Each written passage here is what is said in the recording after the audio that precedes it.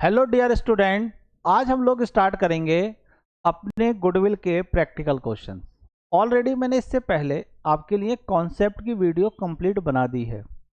एक बार उससे जाकर उसका आप कॉन्सेप्ट देख लीजिए अगर आपने नहीं देखा है तब, और उसके बाद जब आप प्रैक्टिकल क्वेश्चन करेंगे तो वो बहुत अच्छे तरीके से आपको क्लियर हो जाएंगे।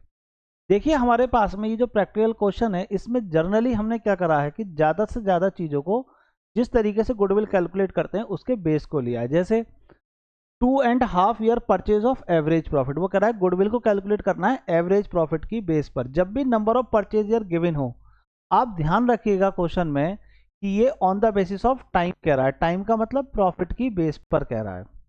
दूसरे में भी कह रहा है 2.5 year purchase of super profit, तो इसका मतलब ये भी टाइम की बेस पर हुआ, क्योंकि टाइम की बेस में तीन होते हैं, एक एवरेज की बेस पर, एक सुपर की बेस पर और एक आपके पास में वेटेड एवरेज की बेस पर। और अगला कह रहा है कैपिटलाइजेशन ऑफ एवरेज प्रॉफिट। ये क्या कह रहा है? ये कह रहा है आपके पास में कैपिटलाइजेशन वैल्यू की बेस पर, और यहाँ भी कैपिटलाइजेशन ऑफ सुपर प्रॉफिट कह रहा है, तो यहाँ भी कैपिटलाइजेशन की बेस पर कह रहा है। चार टॉपिक हैं, चारों को हम क्लियर करते हैं वन बाई वन। मैंने कहा था आपसे कि क्वेश्चन जब भी आप करेंगे तो जो आपको प्रॉफिट गिवन है क्वेश्चंस में, उसमें आप ये चेक कर लीजिए कि क्या कोई इसके अंदर एडजस्टमेंट है या नहीं है। प्रॉफिट आपके पास में गिवन है, इसमें कह रहा है कि एवरेज कैपिटल एम्प्लॉयड यहाँ कैलकुलेटेड है, average capital employed 1 lakh rupees. आपको निकालने की जरूरत कैपिटल एम्प्लॉयड को नहीं है, लेकिन मैंने बताया था कि कैपिटल एम्प्लॉयड को निकालने की दो अप्रोच होती हैं, एक एसेट्स अप्रोच और एक liability approach. Normal rate of return आपके पास में 20% दे रखा है, बहुत ही नॉर्मल एवरेज क्वेश्चन है, केवल कॉन्सेप्ट को समझकर इसको करना है। तो पहले मुझे क्या निकालना पड़ेगा, क्योंकि कोई भी एडजस्टमेंट इस प्रॉफिट में किसी भी ईयर में गिवन नहीं है, तो मुझे इनका एवरेज निकालना है। अब एवरेज अगर मैं निकालूंगा तो मेरे पास में एवरेज किस पर निकलेगा? तो सारे साल के प्रॉफिट को मुझे क्या करना है? ऐड करना है और डिवाइड कर देना है इसके नंबर ऑफ ईयर से।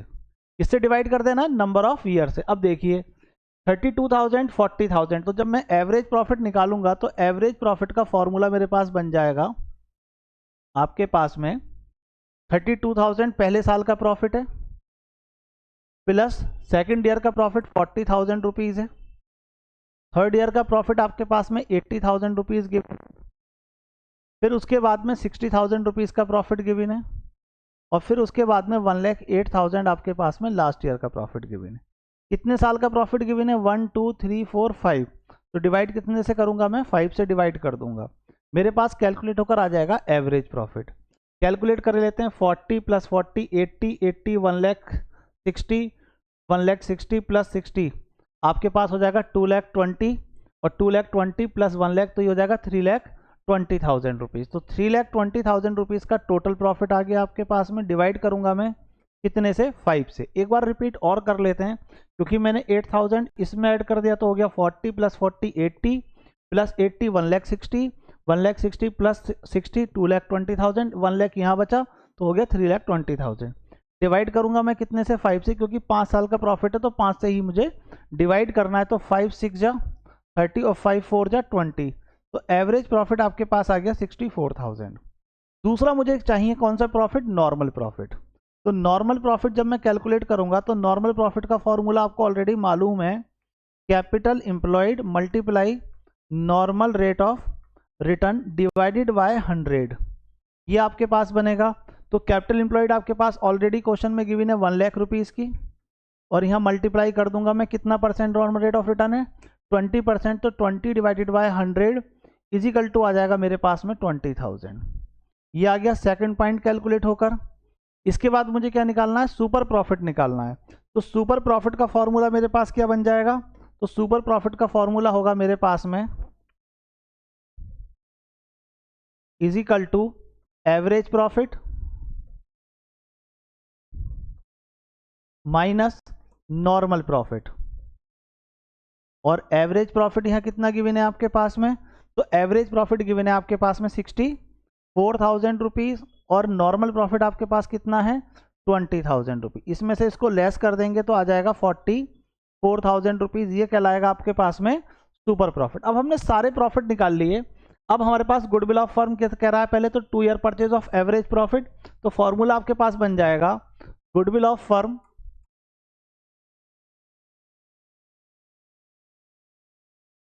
Is equal to number of purchase year multiply average profit.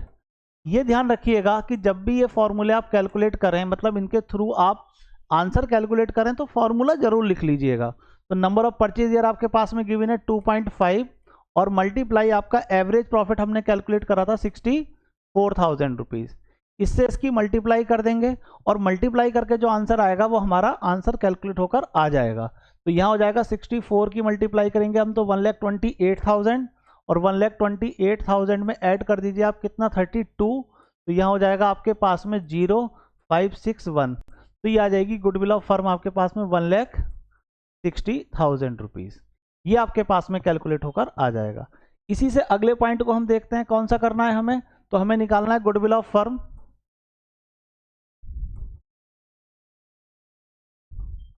Multi is equal to number of purchase year जितने भी गिवन होंगे और मल्टीप्लाई सुपर प्रॉफिट की बेस पर वो कह रहा है तो सुपर प्रॉफिट कितना है। तो नंबर ऑफ परचेज ईयर कह रहा है 2.5। आपके पास में देख लीजिए 2.5 year purchase of super profit. तो हमारे पास सुपर प्रॉफिट हमने निकाला था 44,000 रुपीज़ का। तो मल्टीप्लाई 44,000 रुपीज़ हमारे पास में ये आ जाएगा और इसकी मल्टीप्लाई करने के बाद जो आंसर आएगा वो हमारा आंसर यहाँ पर हो जाएगा। अब देखते हैं कितना होगा हमारे पास में। तो यहाँ पर है आपके पास में 2.5 मल्टीप्लाई 44,000 दैट इज 1,10,000 रुपीज़। तो 1,10,000 आपके पास में ये कैलकुलेट होकर आ गया। थर्ड हमारे पास फॉर्मूला क्या है, गुडविल ऑफ फर्म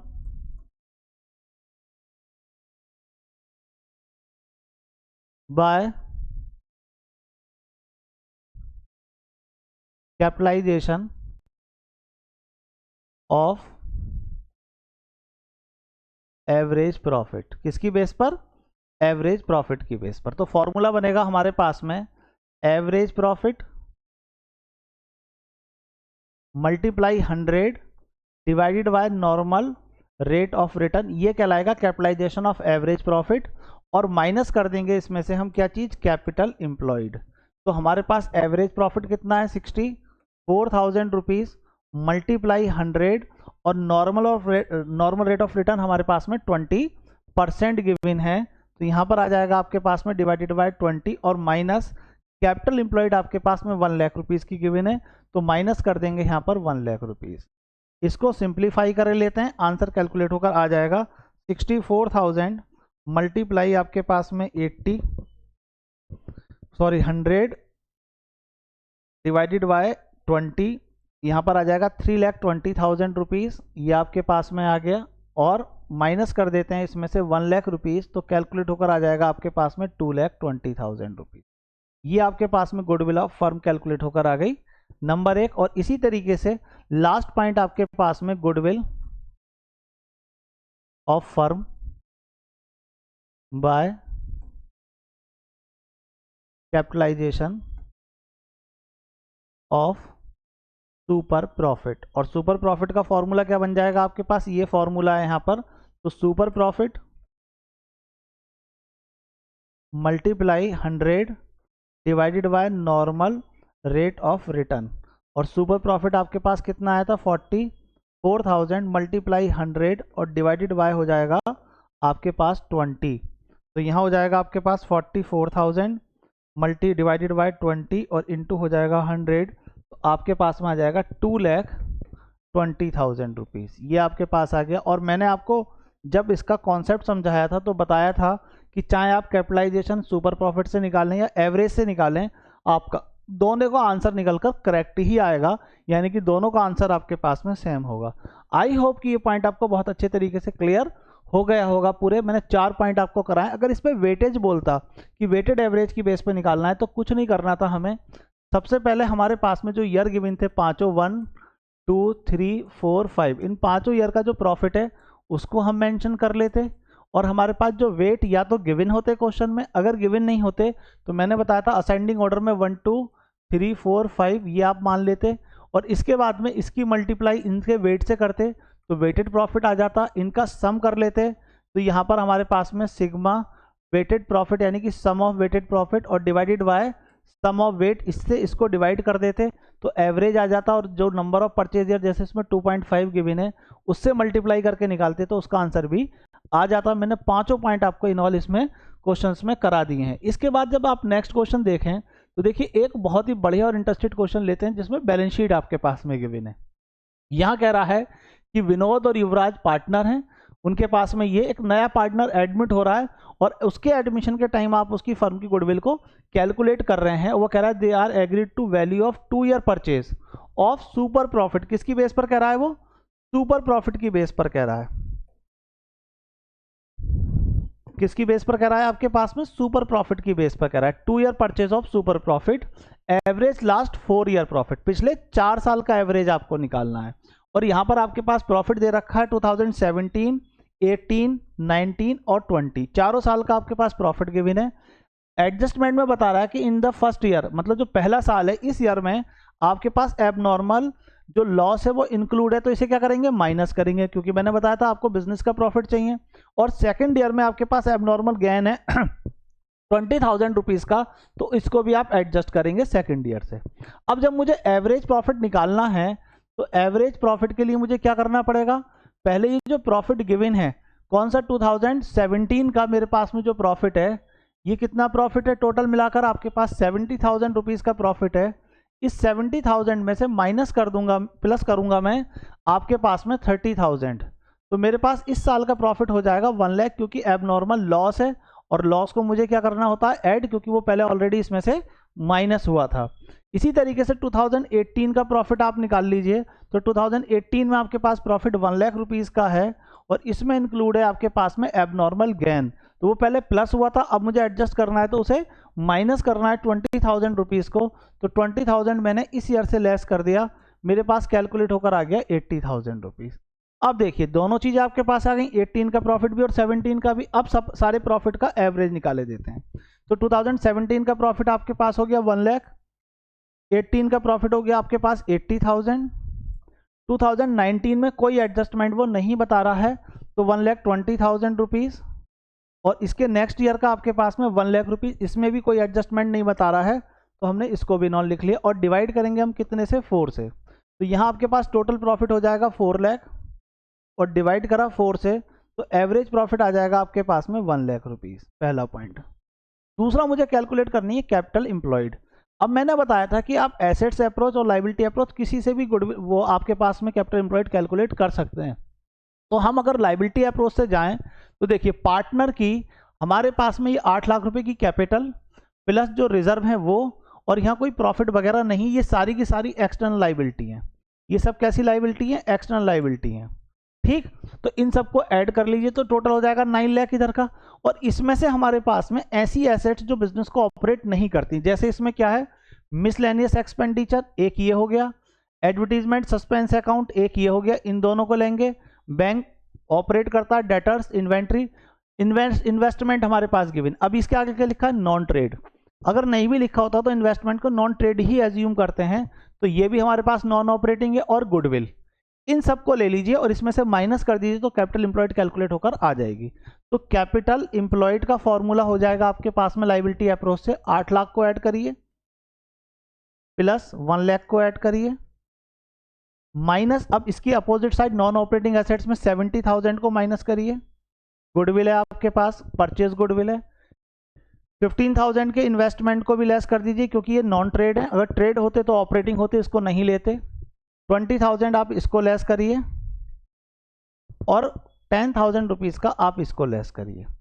इन सबको एडजस्टमेंट करने के बाद जो वैल्यू आएगी वो कहलाएगी आपके पास में क्या चीज? आपके पास कैपिटल एम्प्लॉयड। तो 9 लाख इन दोनों को ऐड करने के बाद माइनस 70 और ये हो गया आपके पास में 85,000 और माइनस कर दीजिए 30,000 रुपीज, तो ये हो जाएगा आपके पास में 7,85,000 रुपये। ये आपके पास कैलकुलेट होकर आ गया कैपिटल एम्प्लॉयड। अब मुझे क्या निकालना है? नॉर्मल प्रॉफिट निकालना है। तो जब मैं नॉर्मल प्रॉफिट निकालूंगा तो फॉर्मूला क्या बनता है? Capital employed multiply normal rate of return. तो 7,85,000 रुपीज ये हो गया आपके पास। नॉर्मल रेट ऑफ रिटर्न कितना बता रहा है वो चेक कर लेते हैं क्वेश्चन में कि हमारे पास नॉर्मल रेट ऑफ रिटर्न बता रहा है 10%। ये कह रहा है ना नॉर्मल रेट ऑफ रिटर्न 10%, तो इंटू 10/100 हमारे पास में आ जाएगा 7,85,000 मल्टीप्लाई 10%। तो ये आ जाएगा 78,500। अब मुझे क्या निकालना है, अब मुझे निकालना है इसमें सुपर प्रॉफिट। और जब मैं सुपर प्रॉफिट कैलकुलेट करूंगा तो सुपर प्रॉफिट का फॉर्मूला होता है average profit minus normal profit. ये दोनों चीजें हो गई। अब एवरेज प्रॉफिट कितना निकाला था हमने, 1 लाख रुपीज, और नॉर्मल प्रॉफिट कितना निकाला, 78,500 रुपये। इन दोनों का डिफरेंस कैलकुलेट कर लीजिए, माइनस 1 लाख, तो हो जाएगा हमारे पास में 21,500 रुपीज़। तो सुपर प्रॉफिट कितना आ गया आपके पास में, 21,500 रुपीज़। अब नंबर ऑफ परचेजर कितने बता रहा है, वो 2 ईयर बता रहा है। तो यहां पर goodwill of firm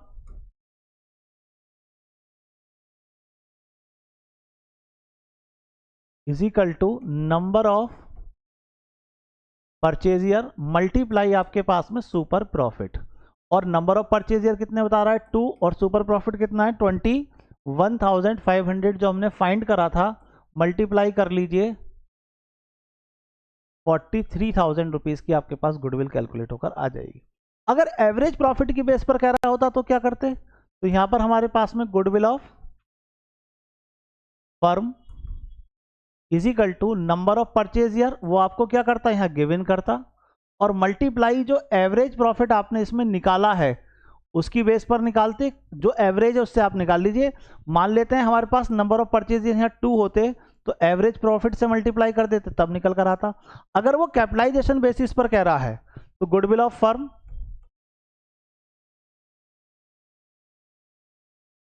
bye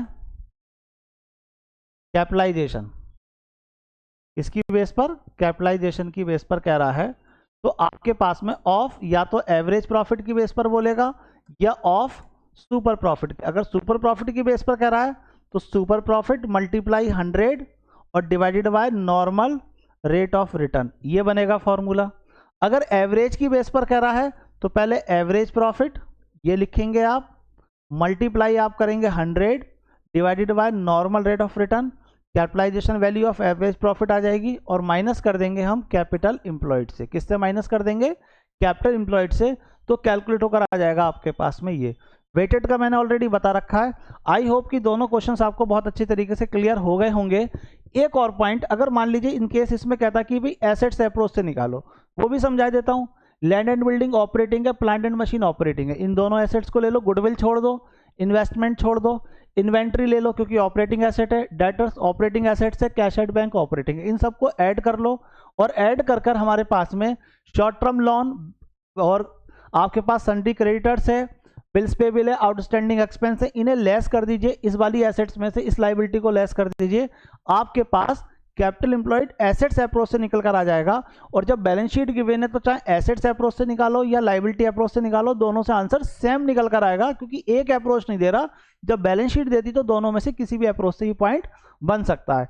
I hope कि ये पॉइंट आपको बहुत अच्छी तरीके से क्लियर हो गए होंगे। एक और मैं वीडियो लाऊंगा इसके साथ में जिस पर इसी तरीके के पॉइंट कराऊंगा, उसको करिएगा, और उसके बाद एक और लेकर आऊंगा, उसको करिएगा, तब जाकर ये कॉन्सेप्ट आपका बिल्कुल 101% बहुत अच्छे तरीके से क्लियर हो जाएगा। आई होप कि आपको ये वीडियो बहुत अच्छे से क्लियर हो गई होगी। नेक्स्ट वीडियो के साथ मिलते हैं। ऑल